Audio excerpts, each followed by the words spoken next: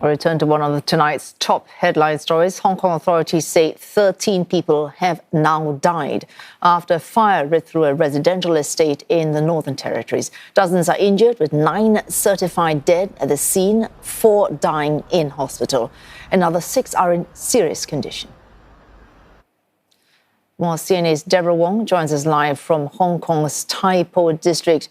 Deborah, you've just arrived. What's happening? Well, I just arrived at Tai Po Market Station, and the minute I exited the station, it's about a 15-minute walk away from the cluster of flats that's currently on fire, as you can see behind me. But immediately I could already hear the sirens, because there are fire engines right over here. They are stretched all the way from the station to the cluster of flats behind me. And there's also a very strong odor of smoke in the air the minute I exited. So right now I'm here. The roads are blocked, and people, residents and curious onlookers are all gathered right here, just in front of the cluster. The authorities have currently blocked off the roads. They've sealed off the road, so people can't go home at the moment.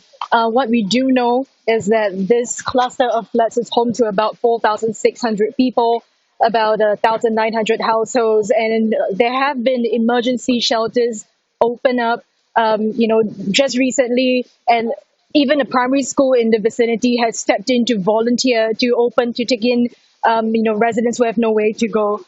I think that's about the updates I have for you right now. There has just been a briefing done by the Fire Service Department, and that's where we heard about 12 people have passed.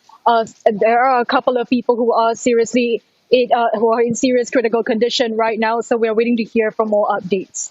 All right, Deborah, you may or may not have this information, but what we do know, 128 fire engines, 57 ambulances, 767 firefighters. So the death toll revised upwards at this point to 13. Have authorities there warned of how much more time they will need to put this fire out, and what kind of eventual death toll we can expect? I think it's very unclear at the moment. What we do know that is the authorities are treating this with utmost importance. The chief executive has gathered his cabinet. They had an emergency meeting about 2 hours ago, and we understand that about 400 security personnel have been deployed to contain the situation. So this blaze, you can see, it's been going on the entire afternoon all the way into this evening. There is still, firefighters trying to fight the flames. I'm seeing water jets go up into the top floors of the building, but it's still going strong. The fire is still blazing. There really is no way to tell when this will peter down.